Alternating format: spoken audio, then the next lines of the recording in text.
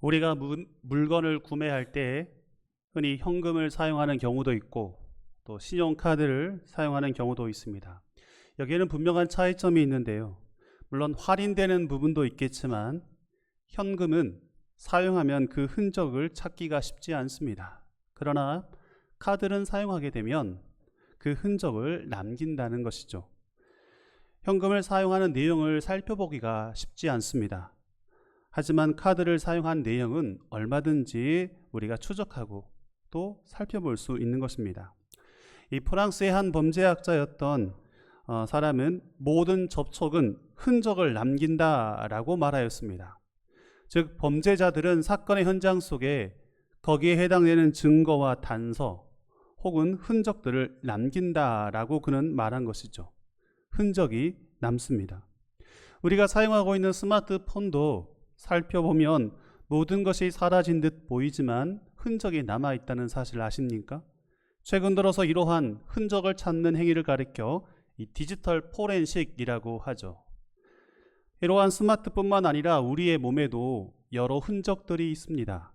숨기고 싶지만 육신의 아픔으로 인해서 찢겨지고 꿰맨 상처 혹은 큰 수술을 받았던 그 수술 자국들이 남겨져 있기도 합니다. 눈에 보이지 않는 사람들과의 관계 속에서 이 마음의 상처를 받았던 흔적들도 조금씩 남아있곤 하죠. 영적으로도 하나님 앞에 부단히 노력하면서 애쓰는 나머지 우리의 영혼에도 흔적들이 남겨지곤 합니다. 그런데 이러한 흔적들은 크게는 보면 볼수록 우리에게 즐거움이 되고 힘이 되는 흔적들이 있는 반면에 우리가 보면 볼수록 슬픔과 아픔을 생각하게 되는 그런 흔적 또한 있습니다. 시간이 지나면 사라지는 흔적도 있는 반면에 우리가 살아가며 평생토록 함께 간직하며 살아가야 될 일생을 마감하는 그 순간까지 우리 곁에 남아있는 흔적들도 있다는 것이죠. 지금 여러분의 모습들을 한번 살펴보십시오. 여러분의 몸과 마음, 영혼에는 어떠한 흔적들이 남아 있습니까? 오늘 본문의 배경은 사도 바울이 갈라디아 교회 성도들에게 보낸 편지의 내용입니다. 바울이 사랑하였던 수많은 교회들이 있었습니다마는 특별히 갈라디아 교회는 어떠한 교회보다 바울의 사랑과 애증의 마음이 담겨 있는 교회였습니다. 갈라디아 교회는 바울이 제1차 전도 여정을 마치는 그 상황 속에 갈라디아 지역 사람들이 복음을 듣게 되고 믿음의 교회를 세워가게 되었습니다.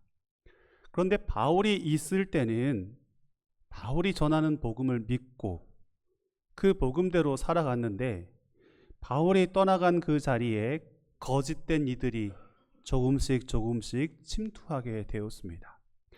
대표적으로 유대인들이었는데요. 그들 가운데는 율법주의자들이 있었습니다.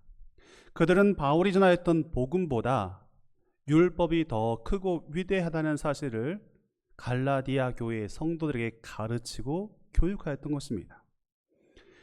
이러한 가르침과 유혹에 빠져드는 사람들이 하나 둘씩 생겨나게 되었고 그들은 마침내 바울의 복음을 잊어버렸고 바울의 사도권에 대한 마음도 의심하게 되었습니다.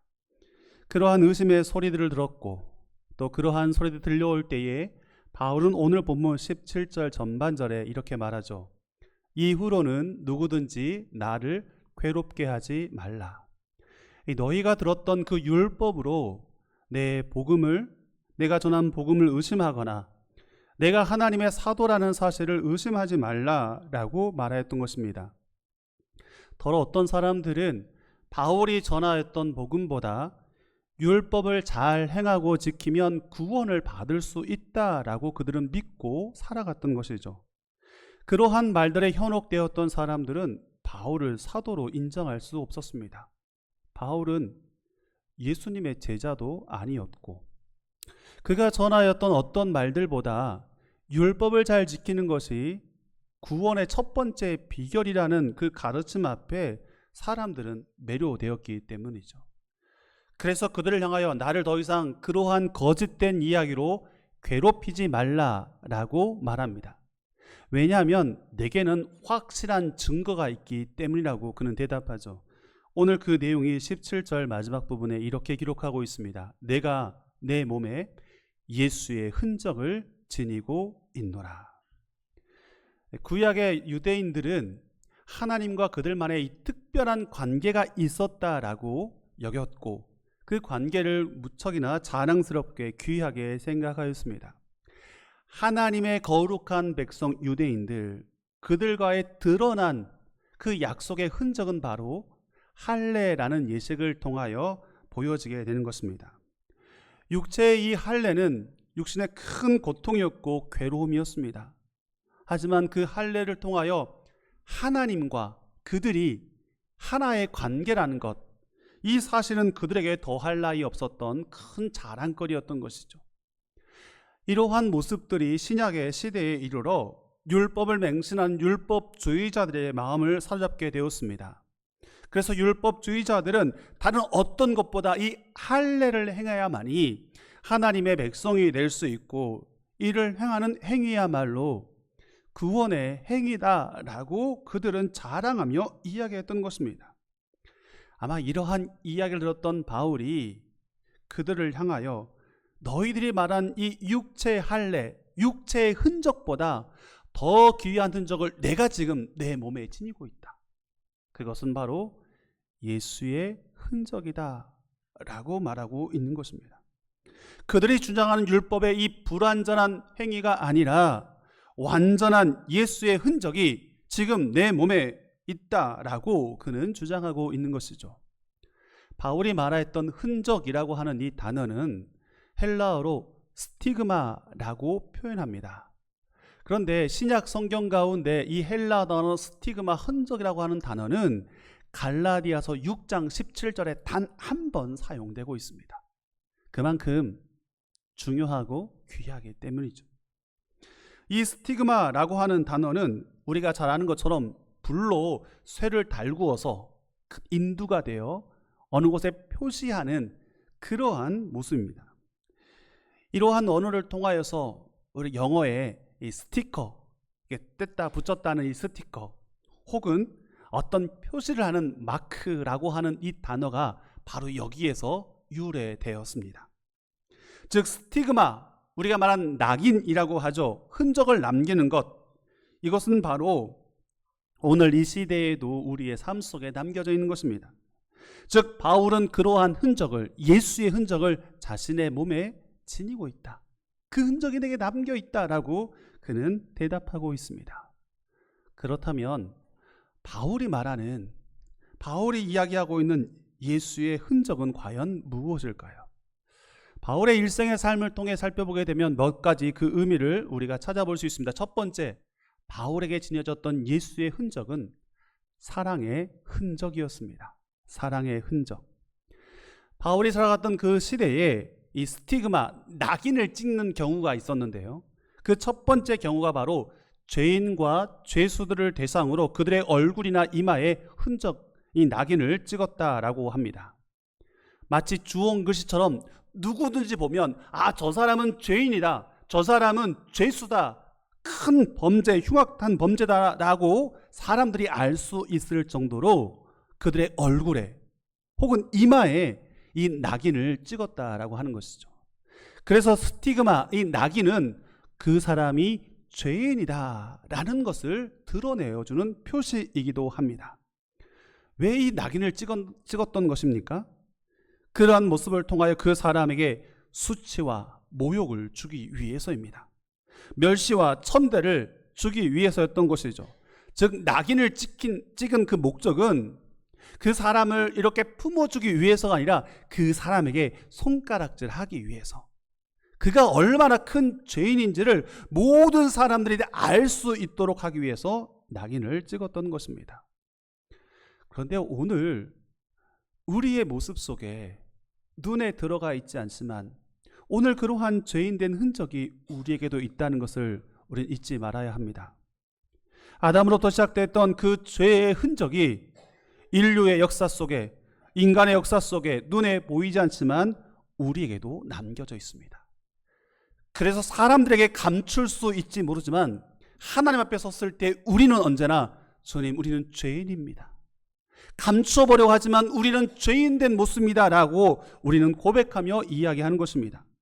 때로는 지우려고 하고 벗어보려고 하려고 없애보려고 노력합니다. 그러면 그럴수록 괴로울 뿐이지, 오히려 모든 사람들이 그 죄인의 흔적을 지니고 있기 때문에 때때로 우리는 그러한 모습에 무뎌져 살아가는 것입니다. 감정과 생각을 갖지 못할 뿐이지 그 흔적이 저와 여러분 우리 모두에게 있다는 사실입니다. 그런데 오늘 그러한 흔적을 지녔던 바울이 그 흔적을 말끔하게 없애버리는 한 가지 방법을 고백하고 있는데요. 갈라디아 3장 13절 말씀에 그는 이렇게 고백합니다. 그리스도께서 우리를 위하여 저주를 받은 바 되사 율법의 저주에서 우리를 속량하셨다. 예수 그리스도께서 우리 죄를 위하여 저주를 받으셨고 우리로 하여금 죄인된 스티그마, 이렇게 인을 받았는데 그 낙인을 주님께서 대신 받아주셨습니다. 주님께서 그 대신을 받아주셨고 그래서 그 피로 우리의 모든 죄악된 것을 속량하셨다, 용서해 주셨다라고 말하고 고백하고 있는 것이죠. 바울은 이 사실을 깨달았습니다. 이 사실을 발견하였던 것입니다. 그동안 바울의 삶은 교회를 핍박하는 사람이었습니다. 믿는 사람들을 박해하는 사람이고 그들을 사로잡아가서 죽음의 길로 내몰았던 그런 사람이 바울이었습니다. 어느 누구보다 죄인의 삶을 살아왔던 바울이었는데 오늘 예수님께서 그 죄의 흔적을 덮어주셨습니다. 그를 위해 십자가의 죽으심으로 사랑의 흔적으로 그를 덮어주셨습니다. 그래서 바울은 고백하죠. 주님, 내가 나의 나된 것은 하나님의 은혜다. 오늘 바울은 자신의 지난날 죄와 모든 저주의 수치들을 예수께서 감당하시고 예수께서 사랑의 흔적으로 덮어주셔 더 이상 죄인의 흔적이 아니라 내 몸에 사랑의 흔적이 남아있다 라고 그는 고백할 수 있었던 것입니다. 그는 예수의 흔적을, 사랑의 흔적을 간직하게 되었습니다. 비록 죄인된 흔적이 몸의 구석구석 남겨져 있었고 불쑥불쑥 그러한 모습들이 그의 삶 속에 나타날 때도 있었지만 그것을 덮고도 남을 만한 예수의 사랑의 흔적이 그의 인생을, 그의 삶을 온전히 덮음으로 인하여 그는 거룩한 삶을 살아갈 수 있게 되었던 것입니다. 이러한 사랑의 흔적을 경험하였던 바울이 지나가는 모든 삶의 자리 곳곳마다 사랑의 흔적이 남는 것은 당연하였던 것이죠. 바울이 지나쳤던 모든 교회와 성도들, 그들 곳곳은 바울은 진심으로 사랑하였습니다. 그가 받았던 예수의 사랑의 흔적을 그곳에 남겨뒀던 것이죠. 교회를 사랑하였고 성도를 사랑함으로 바울이 지났던 어떠한 곳에도 사랑의 향기가, 사랑의 흔적이 가득 차고 넘쳐났던 것입니다. 사랑하는 성도 여러분, 오늘 우리들에게도 이러한 예수의 흔적, 사랑의 흔적이 남겨지는 삶이 되기를 간절히 소망합니다. 지난 일주일의 삶을 한번 돌이켜봅시다. 우리가 지나왔던 많은 삶의 자리, 우리의 가정에서, 우리의 일터에서, 사람들과의 만남과 교제 속에서 우리는 어떤 흔적을 남기며 살아왔습니까? 죄악된 흔적이 아니라 예수님께서 보여주셨던 그 사랑의 흔적, 오늘 그 흔적이 우리의 발자취 가운데 조금이라도 남겨지기를, 그래서 삶의 작은 부분이라도 예수께서 보여주셨던 그 사랑의 흔적을 남기며 살아가는 그 인생의 삶이 되시기를 간절히 소망합니다. 2001년 1월 26일이었습니다. 한 젊은 청년이 일본에서 공부하기 위해 그 먼 곳으로 떠나가게 되었는데요. 공부를 마치고 집으로 돌아가는데 지하철을 타기 위해 플랫폼에 서 있었던 그 청년 앞에 술에 취한 한 일본인이 그만 그 선로 아래로 떨어지게 되었습니다. 모습을 목격하였던 그 청년은 주저없이 선로를 향해 뛰어 들어가게 되죠. 술에 취해 있는 일본인을 건져낼 수 없어서 옆에 동료와 함께 붙들고 그를 선로 밖으로 끄집어내기 위해서 함께 힘을 쓰게 되었습니다. 저 멀리서 지하철이 다가오고 있는 그 긴박한 상황 속에서 그들은 주저없이 망설임 없이 그 일들을 단행하였던 것이죠. 그러나 안타깝게도 그 지하철은 멈추지 않았고 그곳에 있었던 3명의 모든 사람들은 목숨을 잃게 되었습니다. 한국의 한 젊은 청년, 26살의 젊은 청년이 일본의 시노쿠고역에 나아가 그곳에서 자신의 생명, 목숨을 잃게 되었습니다. 그것으로 끝나는 듯 보였지만 많은 사람이 이 청년의 이름을 기억하게 되었고 그가 보였던 사랑의 모습을 그곳에 새기게 되었다고 합니다. 고 이수연 청년의 그러한 실화인데요. 그는 2001년 1월 26일 26살의 만 나이에 생을 마감하였습니다. 그러나 여전히 그 일본의 한 지하철 칸에는 그의 사랑의 흔적이 남겨져 있습니다. 그가 보였던 흔적이 남겨 있었던 것이죠. 그렇습니다. 우리의 삶의 발자취에는 얼마든지 우리만의 흔적들을 남겨놓을 수 있습니다. 오늘 바울이 예수의 흔적을 나는 가졌다, 내 안에 예수의 흔적이 있다라고 고백하였는데요. 그 흔적은 바로 사랑의 흔적이었습니다. 사랑하는 성도 여러분, 오늘 우리의 삶의 자리에 그러한 사랑의 흔적을 우리도 함께 회복하며 남기며 살아가는 하나님의 거룩한 백성 되기를 축원드립니다. 두 번째, 오늘 바울이 말하였던 흔적은 무엇이었을까요? 그것은 바로 자유함의 흔적이었습니다. 스티그마, 낙인을 찍었던 두 번째 경우가 있는데요. 첫 번째는 죄인과 죄수를 향하여 찍었다라면 두 번째는 전쟁의 포로와 노예와 가축들을 대상으로 낙인을 찍는 행위였습니다.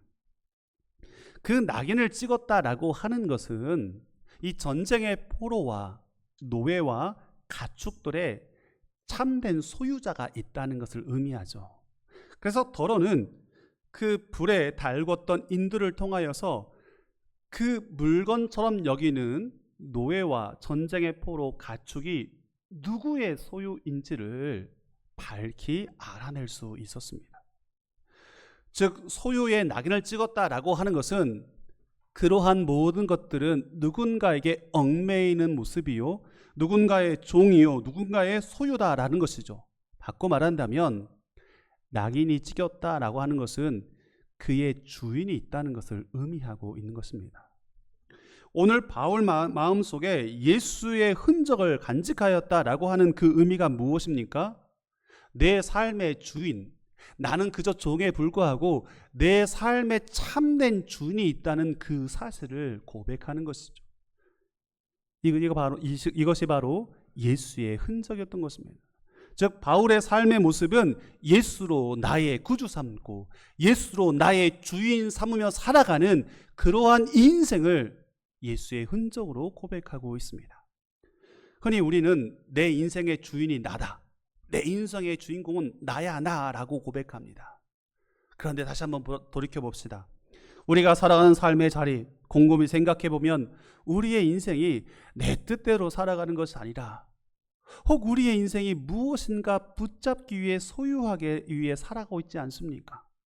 어떤 사람은 많은 돈을 벌기 위해서, 돈을 갖기 위해 그 돈만을 붙잡고 살아가는 이들도 있습니다. 더러는 명예를 붙들려 하고 있고 더러는 세상의 성공과 건강을 붙들며 살아갑니다. 시대의 이념과 정신을 붙잡으며 그를 위해 목숨을 바치듯 살아가는 사람들을 보게 됩니다. 그들의 인생의 참된 주인은 그들 자신이 아니라 그들이 그토록 붙잡고 싶어하는 그러한 요소들, 그것이 바로 그들에게 있어 인생의 주인이요 삶의 주인이라는 것입니다. 그런데 오늘 바울도 그러한 예수의 흔적을 지니고 있다라고 고백하죠. 오늘 그 사실은 무엇입니까? 예수 그리스도께서 내 삶의 주인이라는 사실을 바울은 고백하는 것입니다. 내가 그 낙인을 통하여 예수의 흔적을 통하여 주님이 나의 삶의 주인 되시고 내가 주님의 종이 된다라는 것이죠. 바울은 예수의 흔적을 통하여 인생의 변화된 순간을 맞이하게 되었습니다. 인생의 참된 주인이 주님이심을 그는 깨달았던 것이죠. 그렇습니다. 참된 자유를 예수 안에서 그는 경험할 수 있게 되었습니다. 그동안 많은 사람들은 낙인이 찍혀 누군가의 소유로, 누군가의 종으로 살아갔지만 바울은 예수의 종으로, 예수의 사람으로 살겠다라고 예수의 흔적을 간직하며 살아갔던 것입니다. 그런데 그러한 바울의 삶을 하나님께서 새롭게 바꾸어 주시죠.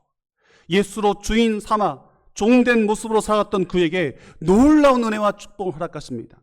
갈라디아서 4장 6절의 말씀인데요, 너희가 아들임으로 하나님이 그 아들의 영을 우리 마음 가운데 보내사 아빠 아버지라 부르게 하셨다라고 말씀하십니다. 우리는 그저 예수의 종으로, 내가 예수의 종으로 살겠다라고 그 앞에 결단하며 나갔는데, 아니요, 우리를 종의 모습이 아니라 아버지라고 부를 수 있는 자녀의 모습으로 우리를 새롭게 회복시켜 주셨다는 사실입니다. 사랑하는 성도 여러분, 우리가 예수의 흔적을 짓는다는 것은 주님 안에서 참된 자유자로 살아가는 그 놀라운 은혜의 시작인 줄 믿습니다. 바울은 예수 안에서 참된 자유를 누리고 예수를 주인 삼아 오직 그분의 종으로 살아가게 되었던 것입니다.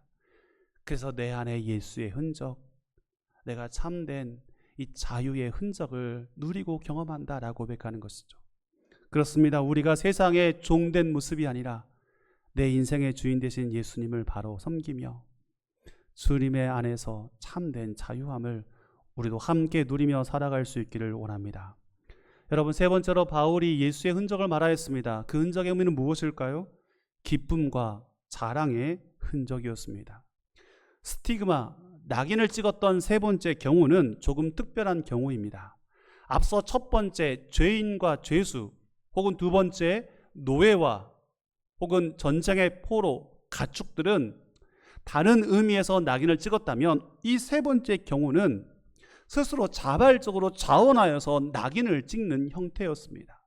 당시의 로마 황제들은 군인들을 모집하게 되는데, 그 군인들은 로마 황제를 자신의 주인으로 여기며 살겠다고 결단합니다. 그리고 그 결단의 표시를 자신들의 양쪽 팔, 어깨 부분에 찍게 되는데, 이를 가리켜 로마의 군사들에 찍었던 낙인이었습니다. 그 군사들의 낙인은 이제 내 인생 황제를 위해 살겠다라는 서약의 표심과 동시에 사람들에게 감추고 숨기려는 흔적이 아니라 보이고 싶은 흔적이었습니다. 나타내고 싶은 흔적이었던 것이죠. 누군가가 봐주기를 기쁨으로 자랑하고 싶은 흔적이 바로 세 번째 흔적이었던 것입니다.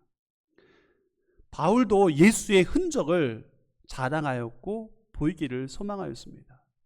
이는 로마의 황제를 주인 삼는 것이 아니라 예수의 좋은 군사로서, 좋은 병사로 살기를 자원하며 그는 예수의 흔적을 간직하였던 것입니다. 그렇습니다. 예수의 흔적, 바울의 흔적은 기쁨과 자랑이었습니다.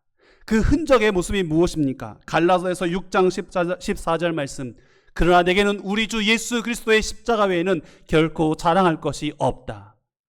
자신의 고통과 상처의 모든 것이 예수 그리스도의 십자가였음을 고백하며 이것이야말로 내가 기뻐하고 자랑하는 흔적이다라고 그는 고백할 수 있던 것입니다. 2차 세계대전이 마칠 그 무렵에 참전했던 모든 용사들이 다시금 고향으로, 거리로 돌아오게 되었습니다. 영국의 런던 거리에 수많은 인파들이 모여들었고 돌아오는 군사들을 환영하기 시작하였습니다. 국왕을 비롯한 모든 고위 인사들, 수많은 사람들이 길거리에 나와 그들을 환영하게 되었습니다. 대영 제국 영국답게 강성하였던 해군들이 늠름하게 사람들 앞을 지나갑니다. 사람들은 그를 바라보면서 박수를 치게 되죠. 산과 들로 누볐던 육군의 사람들도, 하늘을 날았던 공군의 부대원들도 하나 둘씩 시민들 앞으로 지나가게 됩니다. 박수를 치며 환호하며 그들을 맞이하였습니다. 그런데 수많은 인파 가운데 저 멀리 가장 끝자리에 너무나도 초라하게 조금씩 한 발걸음 한 발걸음 누군가의 도움을 받아서 혹은 겨우겨우 발걸음을 내딛었던 사람들이, 소수의 무리들이 사람들 앞으로 나오기 시작하였습니다. 이를 지켜봤던 모든 사람들이 그곳에 관심을 보게 되죠. 그런데 그들의 모습 앞에 어떤 사람들은 자리에서 일어나 경의를 표하기 시작합니다. 뜨거운 박수를 치며 그들을 환호하기 시작합니다. 어떤 이들은 눈물을 흘리면서 함성을 지르며 그들에게 손을 흔들며 그들을 환영하게 되었습니다. 바로 그들은 나라를 위해 자신의 신체 일부를 희생하였던 상위 용사들이었습니다. 전쟁의 패약함 속에서 자신들의 신체 일부를 잃어버렸던 그들이었지만 사람들은 그들을 향하여 장애인이라고 놀리거나 무시하거나 비웃지 않았습니다. 오히려 그들의 상처는 나라를 위해 전쟁을 참아왔던 그의 상처들은 애국의 흔적이었고 영광이었으며 사람들 앞에 자랑거리가 되었던 것이죠. 그렇습니다. 예수 그리스도의 군사로서 예수의 복음을 전하며 상처했던 모든 상처가 우리에게는 이러한 기쁨과 영광이요 은혜의 자랑거리가 되는 줄 믿습니다. 우리 주님께서도 말씀하시죠. 마태복음 5장 10절에서 12절까지 말씀인데요. 의를 위하여 박해를 받는 자는 복이 있나니 천국이 그들의 것입니다. 나로 말미암아 너희를 욕하고 박해하고 거짓으로 너희를 거스려 모든 악한 말을 할 때에는 너희에게 복이 있나니 기뻐하고 즐거워하라. 하늘에서 너희의 상이 큼이라. 아멘. 예수의 흔적을 가진 사람들, 천국을 소유할 자격을 갖추었습니다. 예수의 흔적을 가진 사람들, 하늘의 상을 받을 사람들입니다. 혈과 육에 썩어져 사라지는 것들이 아니라 예수의 흔적을 간직하며 살아갈 때 하늘과 영생의 소망이 이 땅 가운데 연결되어진 그 소중한 자산을 우리가 간직하게 된다는 것입니다. 사랑하는 성도 여러분, 바울은 자원하여서 예수의 병사가 되었습니다. 오늘 우리도 예수께서 그리스도의 거룩한 군사로 우리에게를 부르셨습니다. 오늘 우리의 삶이 바로 자원하며 기뻐하는 마음으로 주를 위해 나아갈 때에 그러한 삶의 현장에서 느껴지는 예수의 흔적이 또 다른 우리의 기쁨과 자랑의 상처가 될 줄 믿습니다. 그래서 우리는 이 예수의 흔적을 갖추며 살아가야 할 것입니다. 12세기 이탈리아의 성자라고 불렸던 성 프란체스코, 그는 예수 그리스도의 삶과 고난을 깊이 묵상하며 하루하루 살아가게 되죠. 오늘 그의 신앙의 삶에 기뻐진 나머지 하나님 앞에 간절한 마음으로 기도하게 되는데요. 지금 저에게도 주님의 상처를 허락하여 주옵소서. 주님의 고난을 몸소 느끼고 싶습니다. 간절한 그의 기도에 주께서 응답하시죠. 주님과 같이 그의 양손과 발에 상처가 생깁니다. 그의 옆구리에 상처가 생기게 되었습니다. 예수님의 상흔이 그에게 남겨졌던 것입니다. 그러한 사실을 기억해 본다면 우리에도 그 정도는 아니라 할지라도 우리 안에도 예수의 흔적이 남겨 있어야 하지 않겠습니까? 오늘 바울이 고백한 것처럼 우리 안에도 예수의 흔적이 바로 이것입니다라고 우리가 드러내고 보일 수 있는 그 신앙의 믿음의 흔적의 증거가 우리 가운데 남아 있어 하지 않겠습니까? 우리는 지금 사순절의 기간을 보내고 있습니다. 여러분, 사순절은 어떤 기간일까요? 예수님께서 오늘 나의 죄를 위해 저 십자가를 짊어지시고 죽으셨던 그 모습을 함께 묵상하는 것입니다. 함께 묵상한다는 것은 주와 함께 길을 걷는 것이고 주께서 보여주셨던 그 삶을 우리가 오늘 다시금 살아내는 것입니다. 이러한 사순절을 보내며 저는 여러분께 두 가지의 말씀을 함께 나누고자 합니다. 여러분, 우리도 예수의 흔적을 간직해야 합니다. 우리가 간직해야 될 첫 번째 흔적은 기도의 흔적입니다. 흔히 열심히 일하다 보면 손에 못이 박힌다라고 합니다. 열심히 일하다 보면 손에 못자국이 생기는 것이죠. 과거에 낙타의 무릎이라고 하는 책을 읽어보았습니다.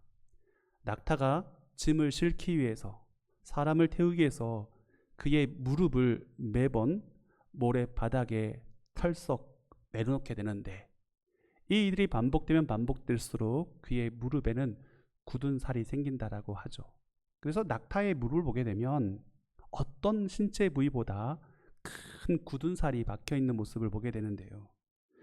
이러한 모습처럼 주께 무릎 꿇는다, 무릎 꿇어 기도한다 라고 우리는 말하며 낙타의 무릎을 이야기할 때가 있었습니다. 그런데 이러한 낙타의 무릎과 같이 우리에게도 기도의 흔적이 있어야만 합니다. 창세기에 나와 있는 야곱은 이러한 기도의 흔적을 간직한 사람이었습니다. 형 에서와 화해를 하기 위해서 사람들을 보내었고 죽느냐 사느냐의 이 마당 속에 야복강 나루에서 간절한 마음으로 기도하게 됩니다. 천사가 그에게 나타나 이제 축복을 주면 떠나갈 수 있도록 하겠다라고 야곱은 말하였지만 오히려 끝까지 야곱은 그 천사를 부둥켜 안고 씨름하게 됩니다. 천사가 어쩔 수 없이 도망가는 그때에 야곱의 환도뼈라고 하죠. 그 뼈를 쳐서 야곱의 품에서 벗어나게 됩니다. 야곱은 이 일로 인해서 하나님의 응답을 받게 되고 그의 삶이 하나님의 거룩한 사람으로 살게 되는데, 우리가 기억해 보는 것은 야곱이 그 천사와의 씨름 속에서 환도뼈가 부러지게 되죠. 그리고 난 이후에 그의 인생의 모습은 이로 인하여 죽을 때까지 절었다, 고통 속에 살아갔다라고 성경은 기록하고 있습니다. 그런데 야곱에게 있어서 기도의 흔적은 환도뼈였던 것입니다. 그가 하루하루 살아갈 때마다, 발을 내딜 때마다 하나님과의 깊은 기도로 얻게 되었던 그 기도의 흔적을 통해 하나님을 더 깊이 의지하며 믿음으로 살아갈 수 있었던 것이죠. 기도의 흔적입니다. 고아의 아버지라고 말하는 조지 물러 목사님 계시는데요, 이분은 후원자 한 명도 없이 3,000명의 고아를 일생 동안 하나님의 방법으로 먹여 살렸다라고 합니다. 모두가 신비롭게 생각하고 있을 때 한 사람이 찾아와 물었습니다. 도대체 당신은 어디서 돈이 나오기에, 돈 나온 구멍이 어디 있기에 이 많은 고아들을 먹여 살립니까? 라고 물었다고 하죠. 그때 조지 물러 목사님께서 그의 손을 붙잡고 나를 믿고 따라오시오 라고 그를 자기의 기도실로 데리고 갔다고 합니다.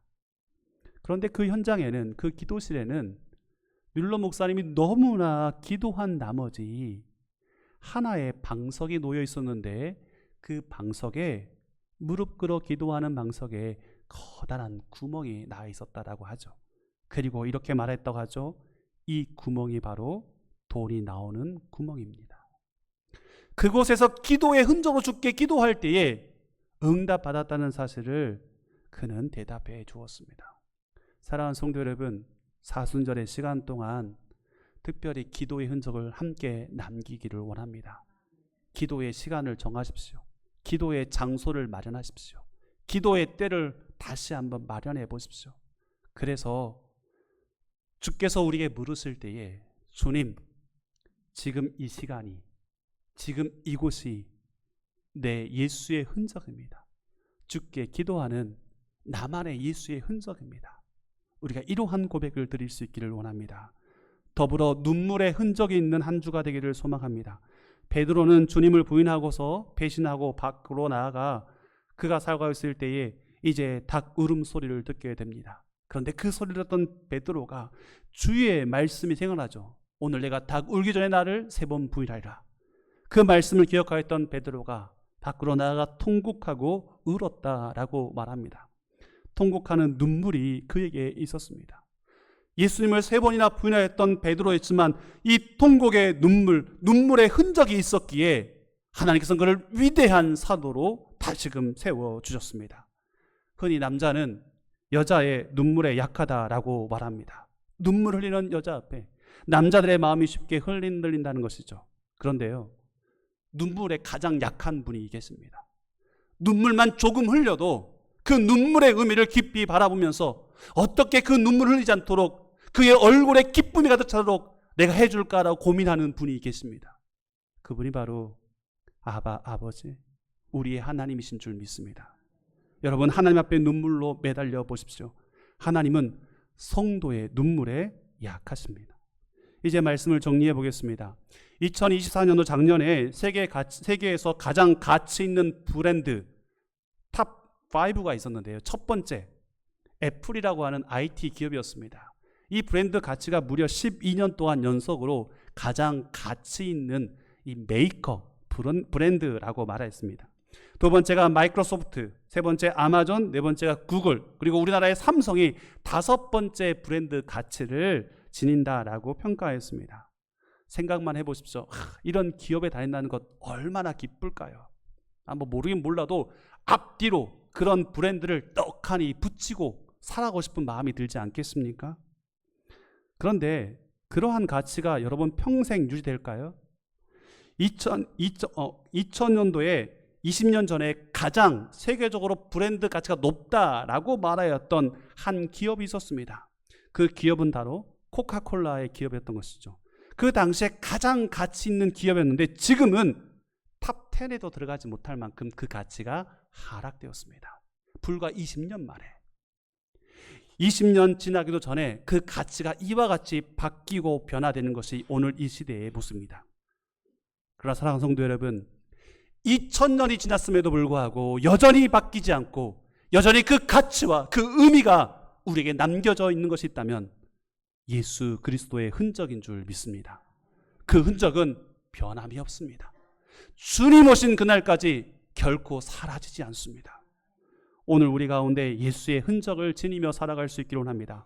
사랑의 흔적, 참된 자유함의 흔적, 기쁨과 자랑의 흔적, 바울이 말하였던 예수의 흔적이 우리 가운데 있기를 소망하며 특별히 사순절을 보내면서 기도의 흔적, 눈물의 흔적을 통하여 주께 영광 돌리는 저와 여러분 되시기를 주님의 이름으로 축복드립니다. 함께 기도드리겠습니다. 은혜로우신 아버지 하나님, 우리의 삶을 통하여 예수의 흔적을 나타내게 하여 주옵소서. 이를 통하여 먼저 우리의 삶의 자리에 기도의 흔적, 눈물의 흔적이 남게 하여 주옵소서. 어느 누구 앞에서도 하나님의 사람임을 우리의 말과 행위를 통하여, 삶을 통하여 드러내는 새로운 산주가 되게 하여 주옵소서. 예수 그리스도의 이름으로 기도하옵나이다. 아멘.